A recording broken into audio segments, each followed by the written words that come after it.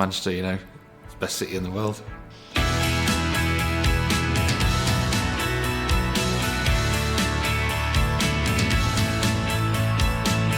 Hello, my name's Jamie Adam and I head up Savills' Northern New Homes business. Welcome to Manchester. Over the course of the next few minutes, we're going to bring you right up to speed with everything that's been happening in the residential and lettings market here in the city over the past few years.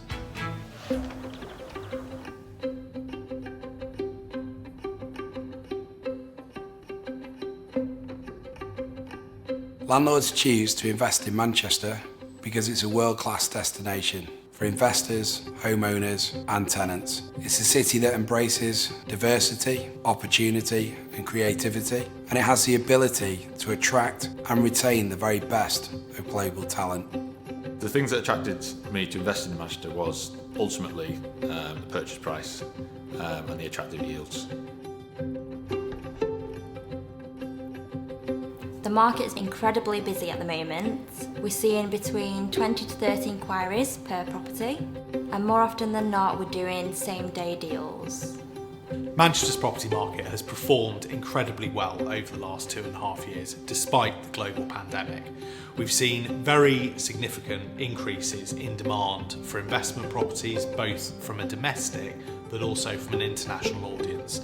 And a number of schemes have launched over the past 2 years where significant numbers of units have been reserved at a very early stage, in some cases even pre-construction. The city centre of Manchester is predominantly apartment-led in terms of development, and we've seen a significant number of medium to high-rise buildings developed over the last 4 to 5 years, which has changed Manchester's skyline, but also developed a new quality of residential property within the city, which is both appealing to purchasers but also to tenants. Rental demand across the regional cities in the UK is very strong, but Manchester, no doubt, is a leader in that space. The appetite amongst investors and tenants alike is relentless. We've seen rents gradually rise over the course of the last 5 years, and that has been driven by the distinct lack of supply of good quality stock. What we're crying out for is more good quality new home stock to come to market to satisfy this crazy demand. It's one of the most resilient markets around. My team recently advertised a scheme with 150 units, fully let within the space of just 5 weeks, and the truth is we could have let it another time over. Manchester's incredibly well placed for infrastructure, be it HS2 that's coming, be it the existing railway connection to London with journey times of just over 2 hours, the tram network in Manchester with a significant network already constructed and more coming all the time, or the airport, including numerous international flights to major destinations across the Middle East and Far East. Personally, I absolutely love Manchester. I feel like it's got everything you need all in one place. The very city centre, which is very convenient, very prosperous, many opportunities, and presents you the potential for growth with the economy.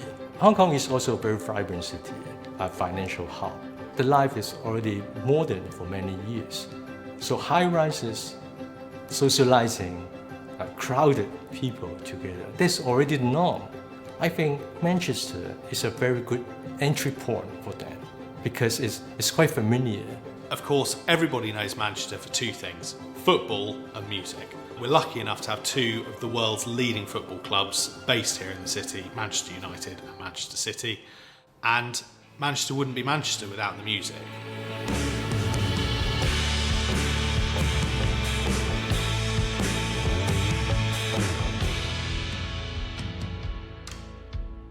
The demographic that's attracted to Manchester is a price-conscious, young demographic, particularly fresh out of university, so recent graduates. So I would say the biggest change in the tenant profile is the age group. They're definitely getting younger, not necessarily always professional people, and it's probably just worth bearing that in mind when you're looking at which blocks to invest in. Do they appeal to a younger audience? Manchester's evolved, certainly since the arrival of the BBC and ITV into the Media City hub, as a destination for creative arts, television, broadcasting, digital. So we're seeing a significant growth in that sector. There's circa 86,000 people directly employed within the digital media and arts sector within the city. The businesses that are coming to the city are not doing so as a consequence of cost saving. They're coming because they see the real benefits of people, of the real estate and the wider offer of the city centre.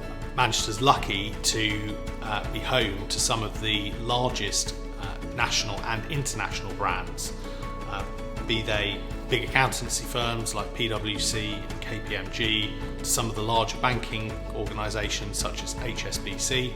The tech industry in Manchester has grown up significantly, and new occupiers including Amazon with 600 jobs, Google, Uber and Booking.com have all taken space within the city over the past 5 years and continue to grow their offering here.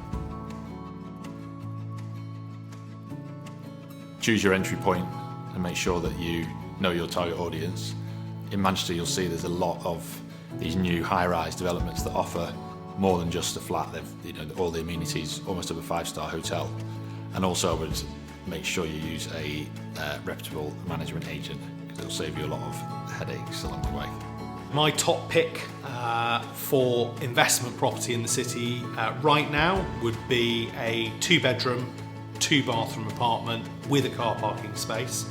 As much as I would love that to be in the heart of the city centre, frankly there isn't an awful lot available in the city centre itself, so we'd be looking at the ring of development that's taken place over the past 5 years.